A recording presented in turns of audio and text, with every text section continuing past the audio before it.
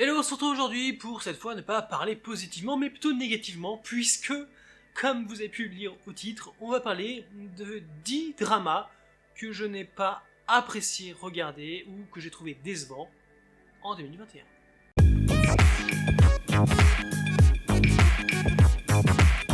Alors, en fait, on va commencer par des simples déceptions, puis on va monter au fur et à mesure pour aller de déception à je n'ai pas aimé. Je ne dirais pas détester, mais juste pas aimé. Le premier drama dont je vais vous parler, c'est Doctor Stranger. Il y a Lee Jong-soo dedans, donc pour moi c'était déjà une valeur sûre. Mais je trouve que c'est l'archétype même, ce drama, du drama avec une histoire top qui a été complètement cachée. Déjà parce que pour moi, on devait être sur un drama médical plus qu'autre chose.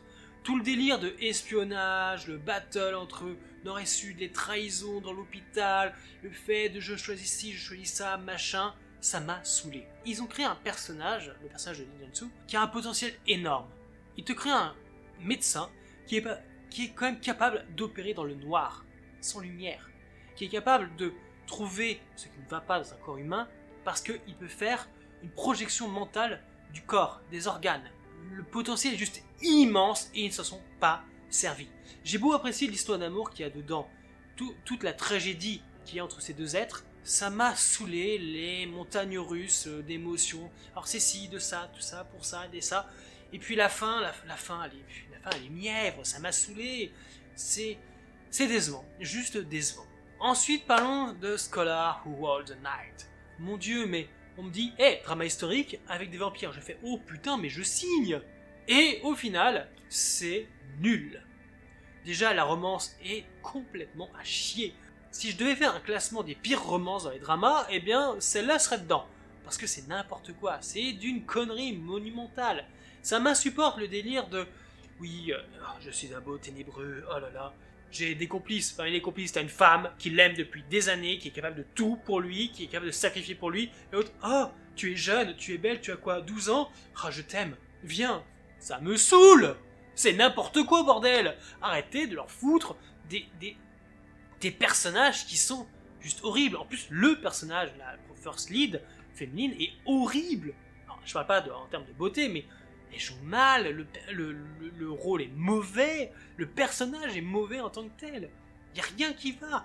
Puis, le potentiel vampire, il y a tellement de choses qui vont pas dans ce drama. C'est... On a un beau vampire méga badass qui est capable, sûr, de faire pas mal de choses, de transformer le drama en quelque chose qui fasse plaisir, et c'est un ratage. Ensuite, on va parler de Suspicious Partner. Alors, j'ai trouvé le drama hyper décevant parce qu'on nous sert des facilités scénaristiques à outrance et surtout une romance mais bas de gamme. Je n'y crois pas un seul instant à cette romance. C'est fou, hein. Il y a des questions qu'on se pose au drama et quand les réponses arrivent, c'est de la merde, tout simplement. Et ça m'a saoulé. Puis aussi, ce qui est insupportable, c'est que sur un drama aussi qui est censé être sur le juridique, on se fiche de la loi, de la justice. Le drama, c'est simplement des gens qui jouent avec la justice, qui s'en sortent, qui font ce qu'ils veulent et qui accusent qui ils veulent parce que ça leur fait plaisir. C'est de la merde, tout simplement. Très décevant. Ensuite, parlons de Descent of the Sun. J'en avais tellement entendu parler. Les gens ne tarissaient pas d'éloges. Alors, personnellement, je suis pas fan du thème militaire. Contemporain, j'entends, comme je l'ai dit dans ma critique. L'histoire d'amour, ça va. L'histoire d'amour secondaire, ça va aussi, c'est cool. Mais pourquoi ça fait 16 épisodes? Les 4 derniers épisodes ne servent à rien. Mais vraiment à rien. C'est du remplissage, on s'en fout. Ensuite, She's in the Trap. Alors là, bon, ça va pas vous étonner, parce que ce drama n'est absolument pas populaire. Et je comprends pourquoi. Parce que c'est du grand n'importe quoi. Mais vraiment, le drama, ça fait un peu mine, genre, propagande de la relation toxique ultime. Alors après, on essaie d'expliquer que le héros n'est pas vraiment méchant, il n'est pas vraiment toxique, c'est juste qu'il y a une autre manière de voir les choses. Ok, oui, je veux être d'accord, mais ça reste que c'est quand même assez toxique dans sa manière de voir les choses. Même Seo Kang-joon, qui est juste un acteur que j'adore, n'a pas réussi à sauver le drama. Et j'adore aussi l'actrice qui joue sa sœur jumelle. Elle est juste top aussi dans ce drama, et c'est pareil. En fait, c'est les deux personnages que je sauverais. Tout le reste, mais c'est n'importe quoi. Puis je sais pas quoi, ils sont tous à l'université, et t'as l'impression qu'ils ont tous 5 ans d'âge mental. Il y en a une qui essaie de copier le style de l'héroïne, jusqu'à sa couleur de cheveux, elle tombe amoureuse du frère de l'héroïne, et puis après, quand justement l'héroïne découvre que sa doppelganger est amoureuse de son frère, ou fait passer son frère pour un petit ami, la doppelganger va l'accuser, oui, tu l'as fait exprès, hein, t'as machin. C'est n'importe quoi. On est à un niveau, mais horrible, horrible. Ensuite, un autre classique qui est conseillé très souvent, Secret Garden. Eh bien, je suis désolé, déjà le drama a très mal vieilli, mais c'est...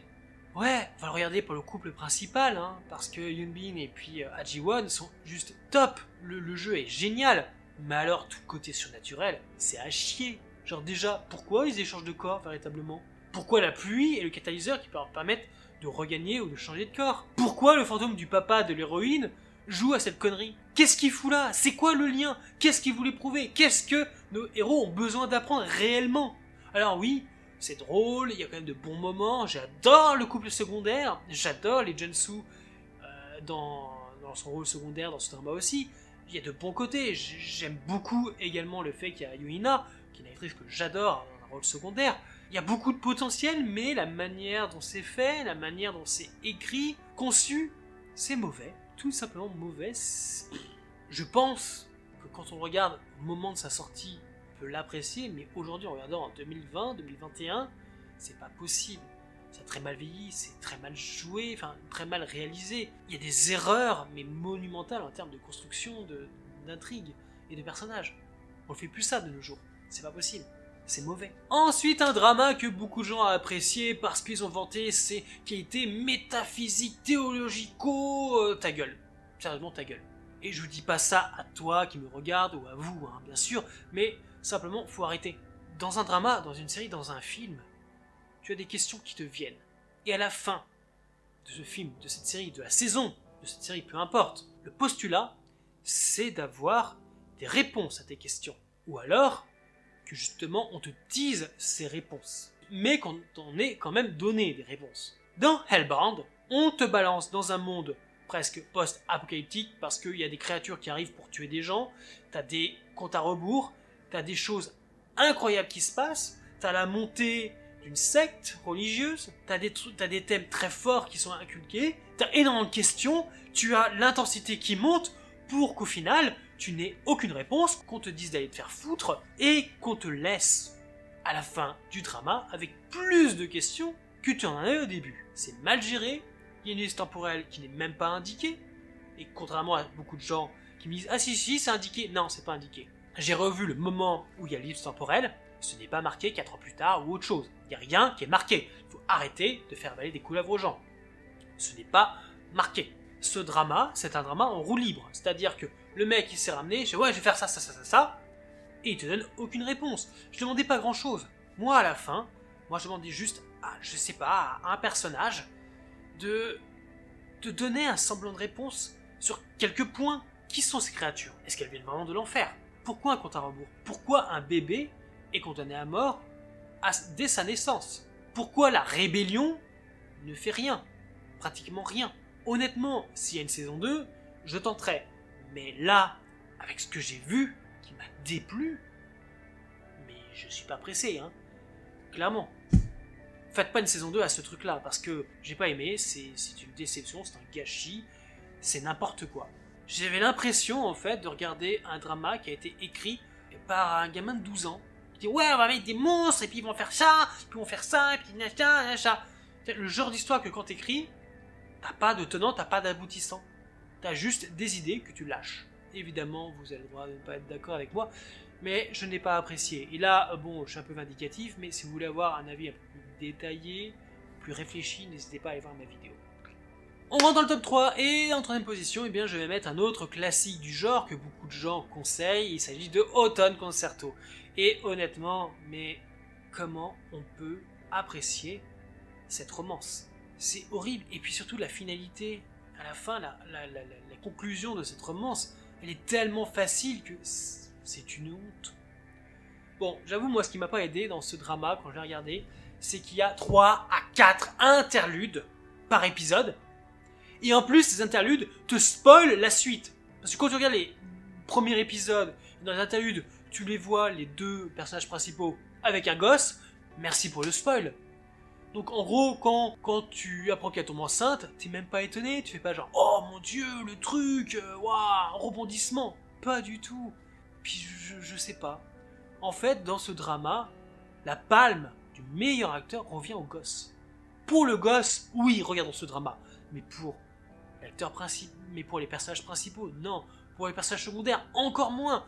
C'est du grand n'importe quoi. Alors après, je regarde en 2021, le drama date de quoi, 2009. Très mal vieilli, je trouve que les personnages jouent mal. Il y a beaucoup de choses auxquelles on ne croit pas. Il y avait un bon début. En fait, la toute première partie, avant la première extemporaine, j'ai trouvé ça bien. Mais après ce qui suit, c'était mauvais. Et puis bon, la facilité scénaristique, genre oh j'ai perdu la mémoire. En deuxième position, je vais vous parler de The Greatest Marriage, qu'on trouve aussi sur Netflix en tant que Love and Marriage. Et là, mon dieu, j'ai jamais été aussi mal à l'aise devant un drama que celui-ci. C'est hallucinant. Alors déjà, c'est bien dans le fait que c'est une critique de la société coréenne, surtout dans cette société patriarcale, où le fait que ça critique que absolument un enfant doit avoir un papa et une maman, avoir une mère célibataire, être mère célibataire, c'est mal vu. Encore, jusque-là, tu vois, ça va. Mais ce qui m'a insupporté dans ce drama, c'est tous les mauvais choix des personnages. En fait, à chaque fois qu'il y a un choix à faire, que tout te dit fais ce choix-là, c'est le bon choix, tous les personnages vont toujours faire le mauvais choix. Le personnage principal ne va faire que des mauvais choix parce que si, parce que ça, pour au final faire volte-face, dire ah bah si, c'est mon fils, je le veux, blablabla. La seconde lead féminine qui est juste une petite connasse. Le second lead masculin est tout aussi horrible, c'est un profiteur, c'est un manipulateur. L'héroïne pouvait bien s'en tirer, c'était le personnage qu'on pouvait sauver, mais au final, elle va prendre que des mauvais choix. Elle va faire... Les mauvais choix, c'est pas au niveau de comment éduquer son fils, non, c'est dès le début. Pourquoi elle ne dit pas la vérité à son mec? Ça va trop vite, ok, mais calmez-le, faut en discuter, faut communiquer. Non, là, ils se braquent tous, c'est chiant. Mais, bon, le pire de ce drama, c'est quand même les parents du héros. On enlève l'enfant. Ils vont jusqu'à le renommer pour effacer la présence de sa mère. Ils attendent un procès à sa mère sous couvert « Elle nous a volé notre semence ». Je rappelle quand même qu'il y a enlèvement, mise en danger d'un enfant et d'autres crimes. Oh ben non, pas de souci. Ah par contre ta mère elle va perdre son appartement parce que il a racheté l'appartement pour te jeter dehors. Oh ben mon dieu, c'est un danger. Confions-le à son père et aux grands-parents. C'est quoi ces conneries? Alors il y a des très bonnes choses. Alors évidemment ça critique et justement ça dénonce beaucoup de points, mais ce que je reproche, et c'est fait que j'ai pas du tout aimé ce drama, c'est que c'est mal fait, c'est mal montré, c'est mal géré, c'est une honte. Puis surtout, le plus honteux, c'est la dernière scène. On s'est payé 15 épisodes et demi de souffrance, de mauvais choix, de choses malaisantes, pour finir sur « Ouais, la vie est belle, t'as 2 papas et une maman, ouais là là, mais n'importe quoi, oh là là. Donne-moi une corde que je me pente parce que... Non, c'est pas possible.